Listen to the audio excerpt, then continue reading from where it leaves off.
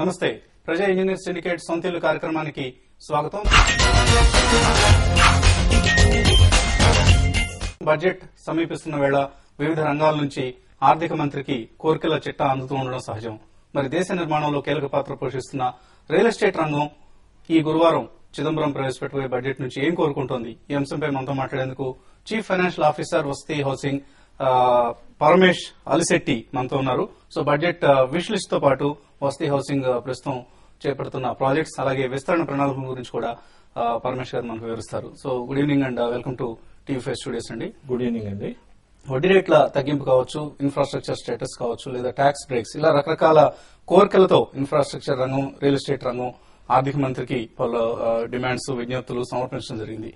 వీటన్నిటిలోకి ప్రధానమైన break through ఏదైతే వస్తుందో దానివల్ల రియల్ ఎస్టేట్ రంగం డెవలప్ అవుతుందో అది ఏదంటారు మీరు? బేసికల్ గా ఏంటంటే మీరు అన్నట్టు వడ్డీ rates that is playing a major role both for the home buyers as well as the developers. ఎందుకంటే హోమ్ బయర్స్ కూడా రైట్ నౌ దే ఆర్ ఇప్పుడున్న ఇన్ఫ్లేషన్ కానీ ఇప్పుడున్నటువంటి interest rates banks and financial institutions the rate looks high. అట్లానే developers కి project finance కూడా చాలా costly affair అయిపోయింది ఇప్పుడు ప్రస్తుతం ఉన్న రియల్ ఎస్టేట్ మార్కెట్ లో.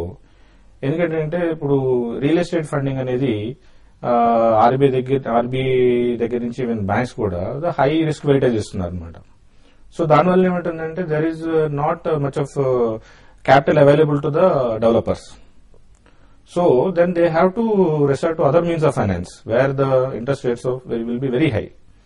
So that is a very, I can say that that is the biggest issue real estate is facing as of now.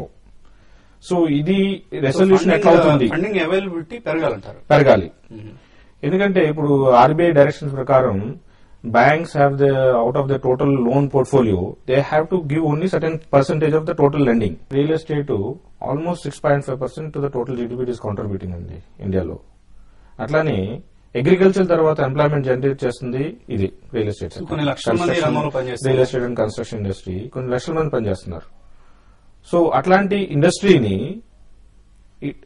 ఇండస్ట్రీగా recognise చేయడం వలన బేసికల్ గా ఏంటంటే it is benefit to both the customers as well as the developers. అంటే lemon కి అర్థం కావాలంటే మనకి ఇన్ఫ్రాస్ట్రక్చర్ స్టేటస్ ఇవ్వడం వల్ల ఏం జరుగుతుంది ఇండస్ట్రీకి? అంటే ఒకటి మీరు అన్నట్లుగా బ్యాంకుల నుంచి లెండింగ్ అందుతుంది, బ్యాంకుల నుంచి రుణాలు అందుతాయి. అవును. అండ్ ఇతరత్ర బెనిఫిట్స్ ఏముంటాయి?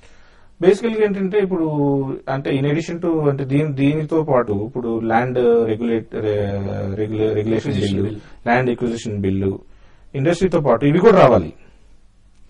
అట్లానే ఈ ఇండస్ట్రీ అవటం వల్ల ఏంటంటే ఏదైతే ఇప్పుడు పర్మిషన్స్ ఉన్నాయో ఇప్పుడు రియల్ ఎస్టేట్ ఒక గేటెడ్ కమ్యూనిటీ తయారు చేయాలంటే 57 అప్రూవల్స్ తీసుకోవాలి గవర్నమెంట్ నుంచి, లోకల్ గవర్నమెంట్స్ నుంచి. సో ఒకసారి ఇండస్ట్రీ రికగ్నైజ్ చేసిన తర్వాత in addition to the credit దగ్గర నుంచి పర్మిషన్స్ వరకు అన్ని ఈజీ అయిపోతాయి. The customers will benefit actually because the money flow because they will take out when it is recognised as industry the credit limit అనేది ఏదో ఉందో బ్యాంక్స్ కి 5% 6% of total lending only real estate కి వాళ్ళు ఎక్కువ ఇవ్వకూడదు అనే సెక్టరల్ క్యాప్ అనేది అది రిలాక్స్ అవుతుంది. అప్పుడు ఏమవుతుందంటే they will have more funds available for financing. Priority sector lending లో ఇప్పుడు ఇస్తున్న రిటైలర్స్ కి ఇస్తున్న, ఇండివిజువల్స్ కి ఇస్తున్న హోమ్ లోన్స్ 25 లక్షల లిమిట్ ఏదైతే ఉందో దాన్ని కూడా పెంచాలని ఏమన్నా డిమాండ్ చేస్తున్నారు మీరు? Yes, I think there is a proposal. I think people are ఇప్పుడు అఫోర్డబుల్ సెగ్మెంట్ అనేది ఏంటంటే డెఫినేషన్ చేంజ్ అవుతుంది. ఇప్పుడు ఏంటంటే keeping in view the rising input cost ఇవన్నీ చూసుకుంటే అఫోర్డబిలిటీ అనేది ఒక టైంలో ఒక డెఫినేషన్ ఉంది, 15 lakhs నుంచి 20 lakhs అని. ఇప్పుడు ఆ డెఫినేషన్ చేంజ్ అవుతుంది. బికాస్ వాట్ హ్యాపెన్స్ నా unless until there is relaxation from the government, there is the approval process shortening or there is single window clearance of approvals.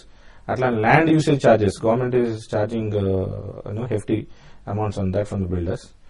అది లాంగ్ అప్రూవల్ ప్రాసెస్ ఉండటం వలన so builder is suffering from the high interest cost అనమాట.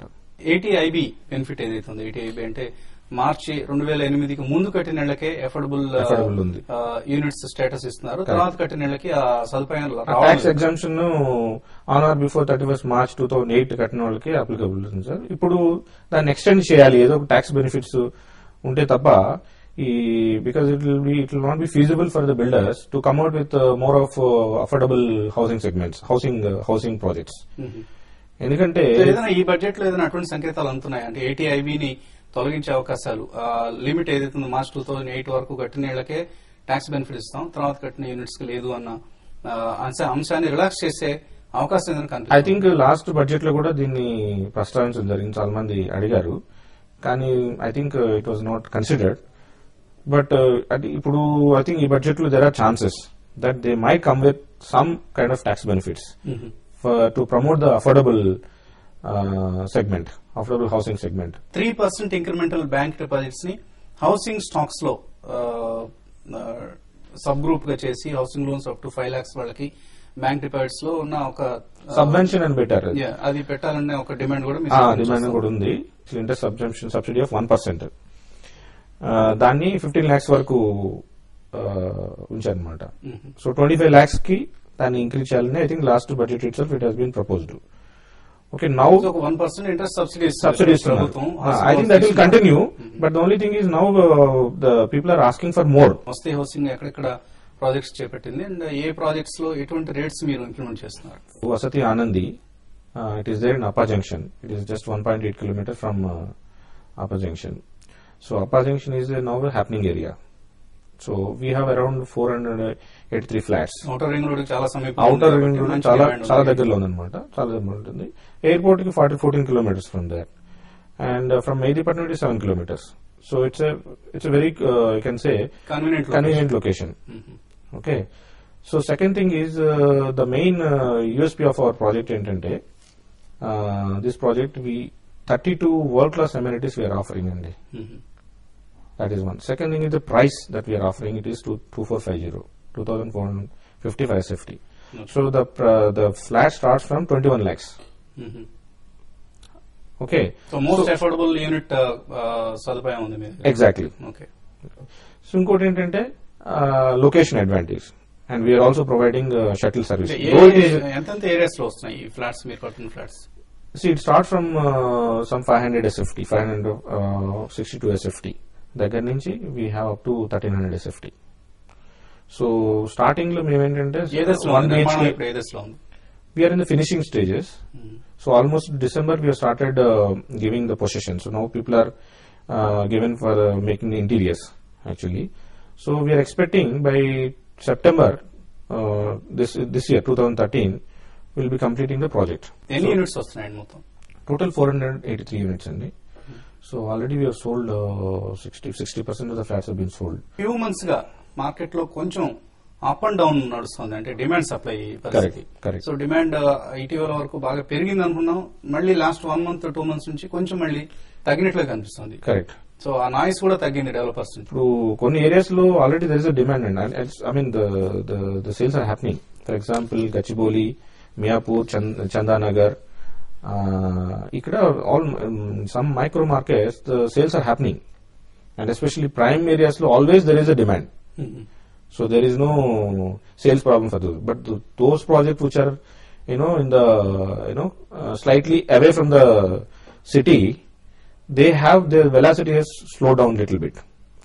But మా project అయితే we are maintaining the consistency right from next beginning. 1 year లో మనం ఇప్పుడు 2450 లో వస్తే ఆనందిలో ఫ్లాట్ రేట్స్ నిర్ణయించారు.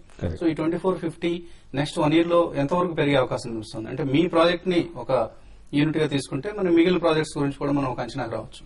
See, మా ప్రాజెక్ట్ లో I think we are expecting the price increase of another 200 to 300 for SFT in the next 1 year. In next 1 year, in our project itself. I think in the next 3 months or 4 months, because what is happening, the flats are coming up to ready to occupy stage. ప్రజా engineer syndicate సొంత ఇల్లు కార్యక్రమంలో ఇప్పుడు ఒక చిన్న విరామం.